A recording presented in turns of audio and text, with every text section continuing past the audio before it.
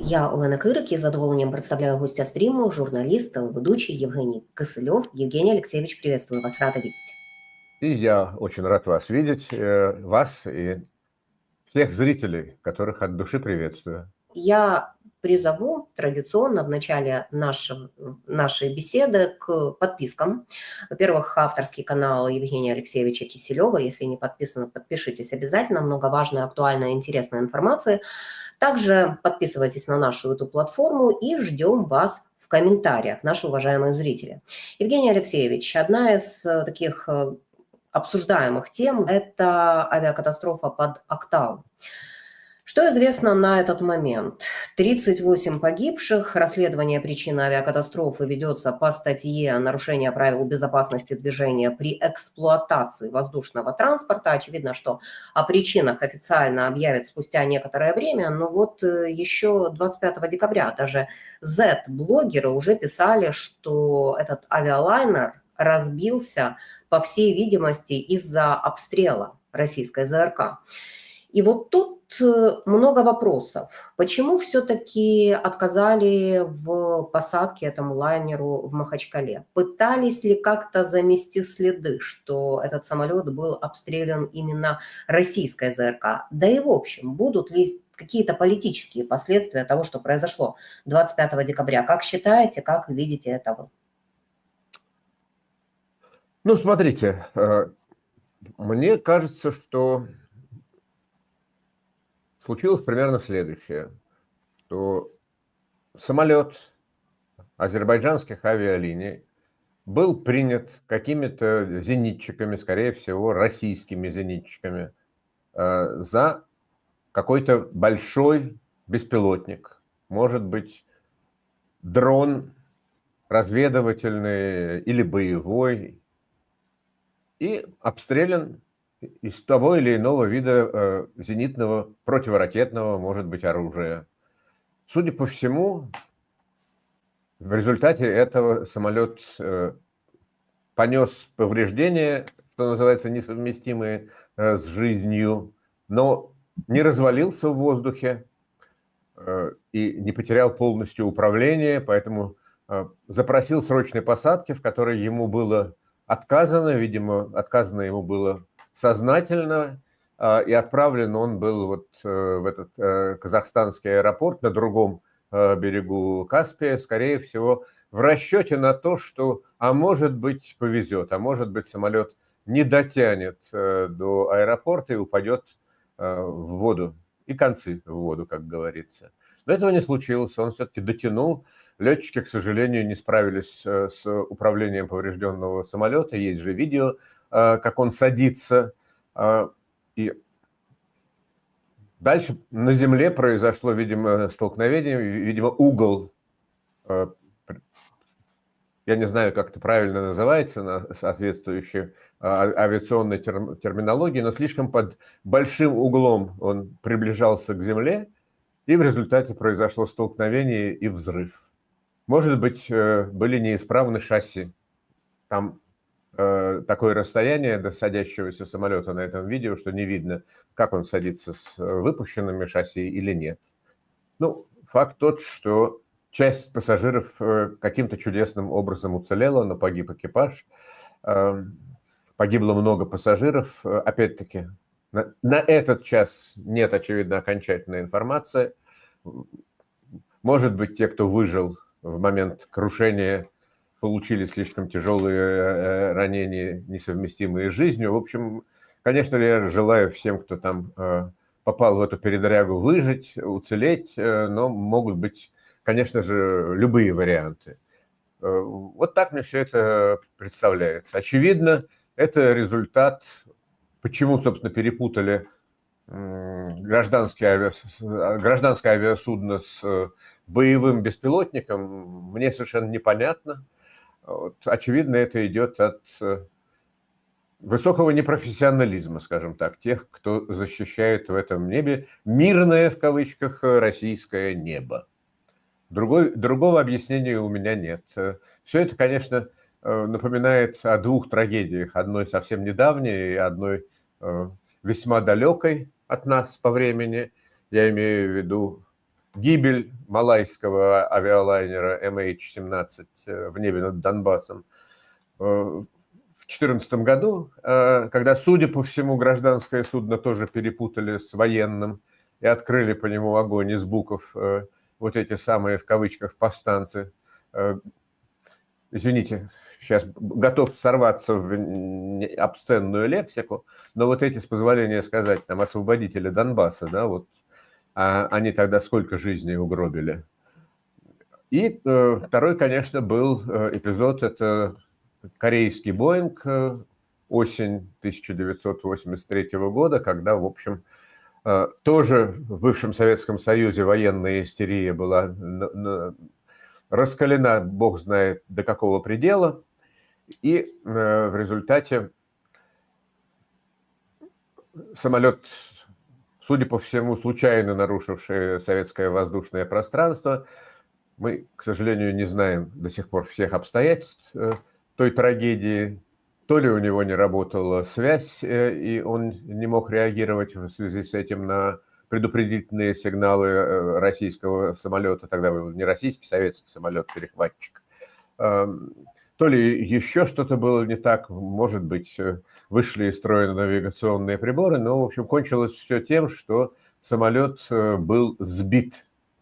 Причем летчик, который выпустил по нему ракеты, четко понимал, что это за цели, по какой цели он выпускает ракеты. Там никакой, что называется, ошибки, случайности не было. Осознавали, что речь идет об открытии прицельного огня средствами противовоздушной обороны по гражданскому судну, нарушившему, тем не менее, воздушное пространство Советского Союза. Дальше, конечно же, были попытки скрыть это. Трижды тогда советские пропагандисты пытались как-то сообщить о случившемся. Сначала была информация, что, мол, было нарушено воздушное пространство СССР там, на Дальнем Востоке.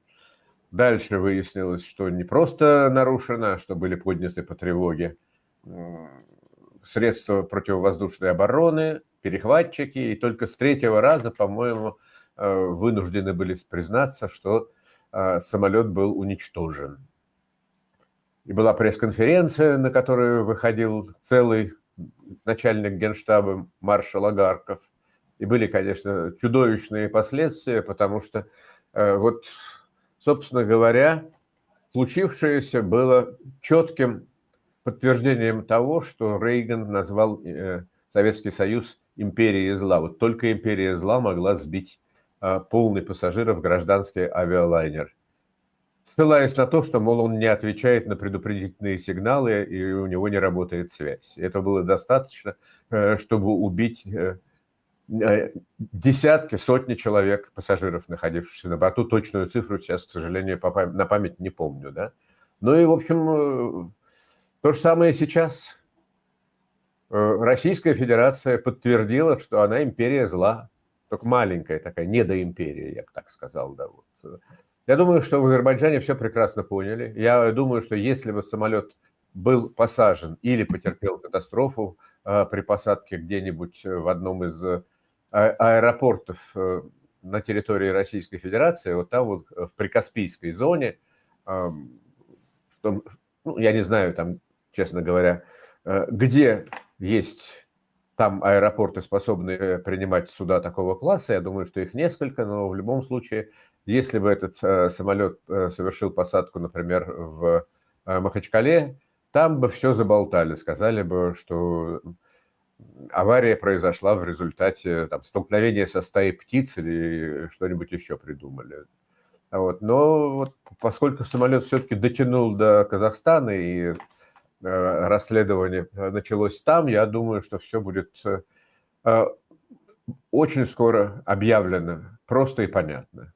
Я не думаю, что казахские власти начнут юлить, крутить и скрывать от общественности истинные причины произошедшего. Ну и, похоже, президент Азербайджана Ильхам Алиев все тоже понял, потому что он прервал свою поездку на саммит СНГ. который проходит в Российской Федерации, вернулся обратно, и сразу же было объявлено, что самолеты азербайджанских авиалиний больше не летают ни в Махачкалу, ни в Грозный. Судя по всему, там было 2 адреса, по которым выполнялись регулярные пассажирские рейсы. Я не думаю, что это приведет, например, к какому-то серьезному осложнению отношений между Азербайджаном и Российской Федерацией, но и улучшению этих отношений тоже едва ли послужит, потому что все-таки Ильхам Алиев, он, конечно, авторитарный руководитель, его трудно отнести к числу демократических лидеров, но он сильный руководитель, он, на моей памяти, никогда особенно не прогибался под Россию, у него есть свои политические и экономические ресурсы. Все-таки Азербайджан не так зависит от России, как некоторые другие страны СНГ. У него есть и нефть, у него есть и политическая поддержка большого соседа Турции. В общем, посмотрим, как эта ситуация будет развиваться. Печально, конечно, что погибли люди. Это трагедия. По состоянию на текущий момент Евроньюз со ссылкой на источники в правительстве Азербайджана подтвердили, пишет, что эти источники подтверждают, что самолет был сбит как раз российской ракетой. Будем следить за дальнейшими заявлениями. Я еще об одних заявлениях с вами хочу поговорить. Тут почти синхронно вот на днях и Матвиенко, и Лавров заявили о готовности РФ к переговорам. Ну, на своих ультимативных условиях. Что это значит? Это подготовка к будущему контакту возможному. Опять же, будет он или нет Трампа и Путина. Попытка как-то сейчас что-то продемонстрировать окружению Трампа, понравится, возможно, Трампу. Вы знаете, я бы так сказал, никакого принципиального драматического значения это не имеет. Ну, все равно решение будет принимать Путин, а не Валентина Матвиенко и не Сергей Лавров. Кто это такие-то, Господи Боже мой? Министр иностранных дел, который сущее позорище, который, по-моему, играет только одну роль. Такого старшего спикера, который стоит, может быть, там в своей мидовской иерархии на одну ступеньку ниже вот этой вот безумноватой Марии Захаровой.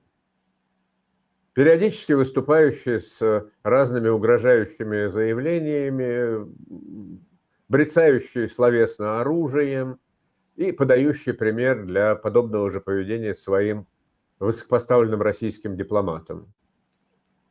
Я бы это просто игнорировал. Как, впрочем, и заявление Валентины Матвиенко, которая вообще там, ну, кто-то мне скажет, а послушайте, Валентина Матвиенко, она формально человек номер 3 в российской иерархии. Ага, ну да, конечно. В принципе, вот если Путин помрет, и после этого сразу помрет Мишустин, то да, Валентина Матвиенко вот по российским законам должна стать временно исполняющей обязанности президента Российской Федерации. Господи, чур меня, вот представить себе Валентину Матвиенко в роли даже временно исполняющего обязанности российского президента. Хотя, с другой стороны, она все-таки женщина. Мне кажется, что она, как женщина, едва ли будет способна на такую жестокость, которые проявляют мужчины. Хотя Бог его знает. А может быть, она там из чади ада в женской юбке. Не знаю. Но, в общем, я бы не придавал особого значения этим заявлениям. Вполне вероятно, что это какой-то зондаж, какая-то подготовка общественного мнения к чему-то. Может быть, там выполняют прямое поручение Путина. Валентина Ивановна, вы там, пожалуйста, скажите то-то и то-то. Или там, Серега, скажи там пару слов, чего-нибудь насчет мира, насчет готовности к переговорам. Но только ты имей в виду, что мы готовы к переговорам исключительно на наших условиях. А условия мы эти уже давным-давно озвучили. Наш ультиматум. Все земли, которые мы провозгласили нашими, должны стать нашими. Украинцы отовсюду должны убраться, должны разоружиться, должны то, все, 5-е, 10-е, и еще санкции, извольте с нас снять. неуважаемые наши западные партнеры, как их иногда называют кое-кто в Москве. Это несерьезно, друзья. Когда Путин говорит о каких-то компромиссах, на которые РФ якобы согласна, этот тезис прозвучал у него на прямой линии. Далее, когда Путин говорит о компромиссах с Вашингтоном и о готовности к какому-то конструктивному диалогу, это о чем? И вообще, о чем Трамп может говорить с Путиным, от которого сейчас исключительно ультимативные какие-то условия и постановка идет вопроса? Ну, послушайте, давайте будем обсуждать какие-то компромиссы или какие-то уступки со стороны Российской Федерации, если Российская Федерация устами Путина или кого-то из его представителей, хотя бы даже какого-нибудь Пескова, озвучит, ну, как минимум одно такое предложение, содержащее готовность к компромиссу, содержащее какие-то хотя бы самые общие черты возможных дальнейших уступок. О чем Трамп будет, точнее, о чем Путину говорить с Трампом? Ну вот, послушайте, а что он может Трампу предъявить-то? Как заметил во время той же самой пресс-конференции-прямой линии в четверг на прошлой неделе американский журналист-представитель телекомпании NBC. Вы положили ради нескольких тысяч квадратных километров территории, которые вам удалось захватить в течение прошедшего года, сотни тысяч солдат. Вы терпите поражение, потому что иначе как полным провалом вашей стратегии назвать это чрезвычайно трудно. Ну, я пересказываю, в данном случае я не цитирую американского журналиста, я пересказываю то, что он сказал. И, собственно, выразился он примерно в том же ключе, в котором уже Трамп сам однажды не так давно выражался. Владимир, ты проиграл, тебе надо срочно садиться за стол переговоров, пока не поздно. Пока Китай ты... может помочь, Трамп сказал. Ну, посмотрим. Вы знаете, Китай, конечно же, находится, знаешь, на растяжке, я бы так сказал. С одной стороны, в силу того, что китайский правящий режим, конечно же, весьма идеологизирован, причем он идеологизирован в силу, наверное, многих внутренних причин, даже в силу определенных личных причин, то есть взглядов и ценностей, которые исповедует китайский лидер Си Цзиньпин. Китай хочет победы России и поражения Запада. В Китае Запад не любит, сейчас особенно активно. В Китае идеологически заряженные правители этой страны продолжают мыслить, если угодно, в категориях там, противостояния коммунизма и империализма, коммунизма и капитализма. Ну, капитализма нет, конечно, потому что в Китае это уже, собственно говоря, свой капитализм вполне себе развитый. Но, во всяком случае, жупел мирового империализма – это то, что у китайцев и у рядовых, и у тех, кто находится в составе правящей элиты, это сидит в мозгах. И поэтому для Китая победа России над коллективным Западом, включая Украину, на которую они смотрят тоже как на часть коллективного Запада, это хорошо. Это их будет радовать. Но, с другой стороны, с точки зрения прагматической, для выживания Китая в стратегическом смысле, потому что сейчас у Китая наметилось много разных проблем в области экономики, связанных и с финансами, и с банкротством фактически некоторых секторов экономики, ну, в частности, там лежит ипотека, лежит строительный бизнес, там большие проблемы с финансированием, с банками, с демографией колоссальные проблемы, потому что очень скоро, по-моему, к 2030 году примерно треть населения Китая достигнет пенсионного возраста. Вот такая там страшная демографическая яма, связанная с драматическим падением рождаемости. И много-много всяких других проблем. И совершенно непонятно, готов ли Китай будет пойти на финансовую, экономическую конфронтацию с Западом, прежде всего с Соединенными Штатами, ради поддержки России. Мне кажется, что в какой-то момент китайские лидеры задумаются над этим и придут к выводу, что на самом деле нам гораздо выгоднее иметь проигравший, ну, проигравший не вообще, там, ни до распада, ни до развала, ни до полного краха,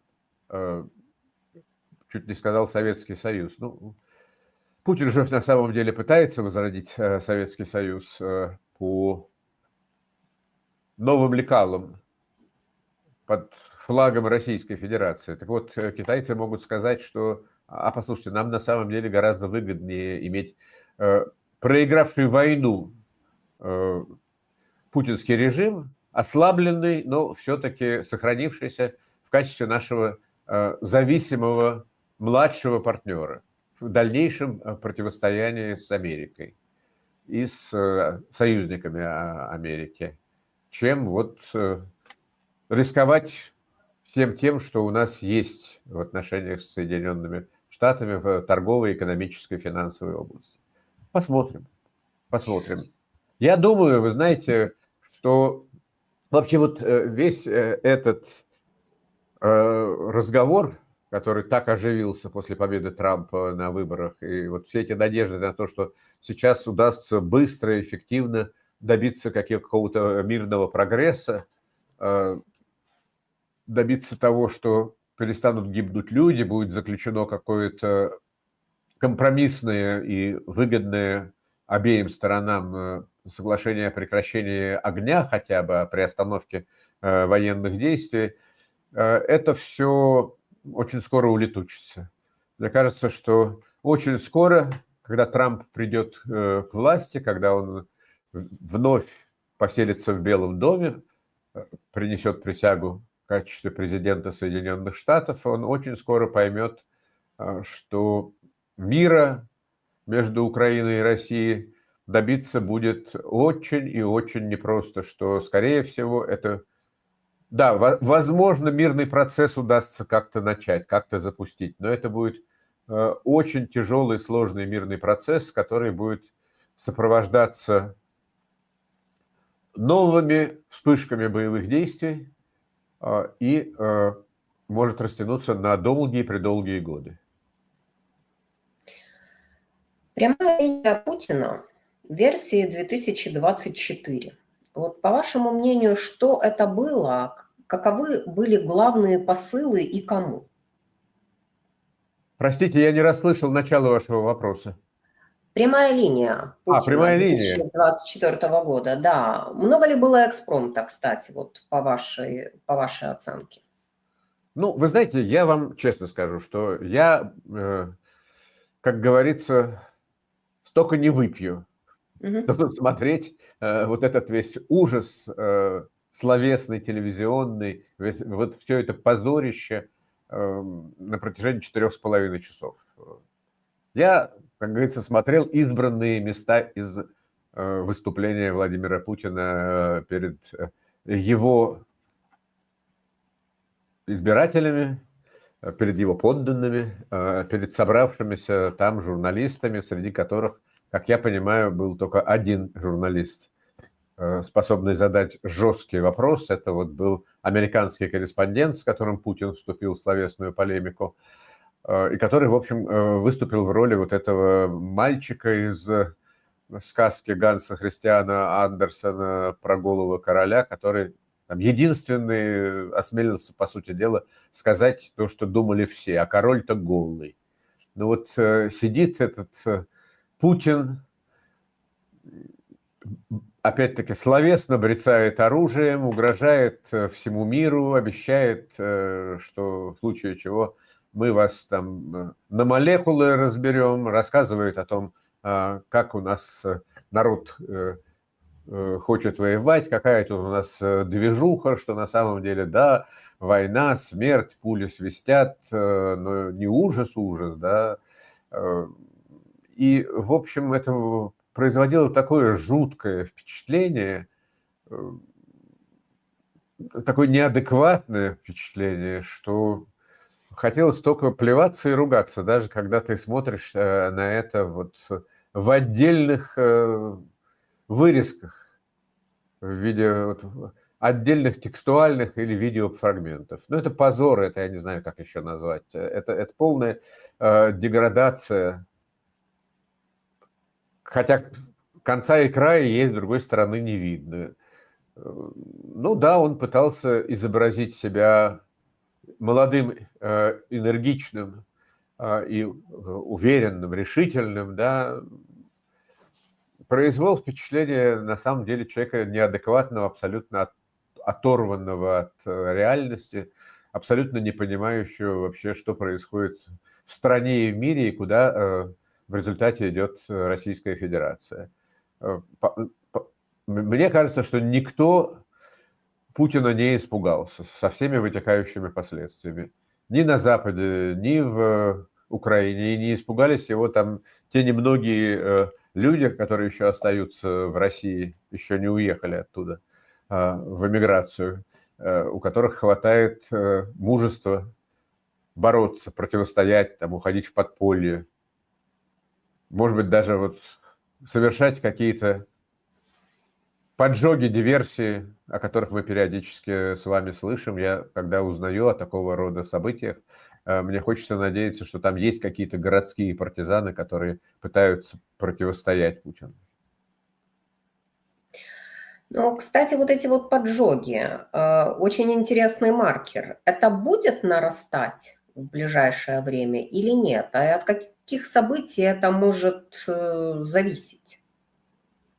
Ой, вы знаете, не готов делать, не могу делать прогнозы, не готов делать прогнозы, потому что это может получиться, что я выдаю за действительность только желаемое. Я вижу, что репрессии в России ужесточаются, гайки закручиваются.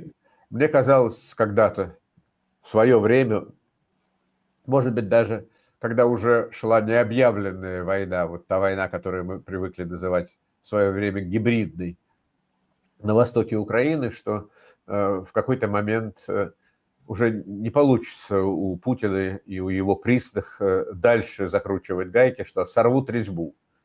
Я был неправ, закручивание гаек продолжается, резьбу не сорвали, режим становится гораздо более репрессивным, чем, например, тот режим, который существовал в России во времена Советского Союза, при Брежневе, там, Андропове, Черненко, когда все-таки вот этот вот советский полуавторитарный, полутоталитарный строй,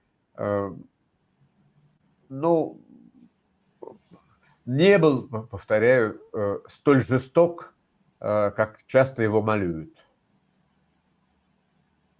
Да, были репрессии, да, были политзеки, были люди, которые в те годы, в 60-е, 70-е, пытаясь бороться, оказывались в местах не столь отдаленных или изгонялись за границу. Но вот такой массовой, жестокой, порой бессмысленной волны репрессий, как разворачивается сейчас, в те годы, конечно же, не было. Конечно же, что называется, знали меру, знали край. И, ну, по сути дела, вот во времена брежневского режима власти обращали свои репрессии только против тех, кто, скажем так, открыто, последовательно выступал против. Такого не было в те времена, что люди бы ну, тогда не было соцсетей, но, условно говоря, если бы они были в то время, я не думаю, что при той жесткости, которую проявлял тогдашний советский режим, людей бы сажали за посты в Фейсбуке, условно говоря, или за какие-то словесные высказывания, и уж точно за максимум, что могло произойти в те времена, ну, человек, который писал вольнодумные стихи или сочинял вольнодумную прозу, ну, отходил от каких-то установленных границ, советской цензуры, ну, могли исключить из Союза писателей там, или еще из какого-нибудь творческого союза, выдавить в эмиграцию за границу. Как это случилось с некоторыми знаменитыми советскими писателями, такими как, не знаю, Аксенов, Войнович или Галич. То, что сейчас происходит, это ужасно, и это, скорее всего, ведет к тому, что открытого недовольства и попыток открытой борьбы, даже, не побоюсь этого слова, вооруженной борьбы мы в скором будущем не увидим.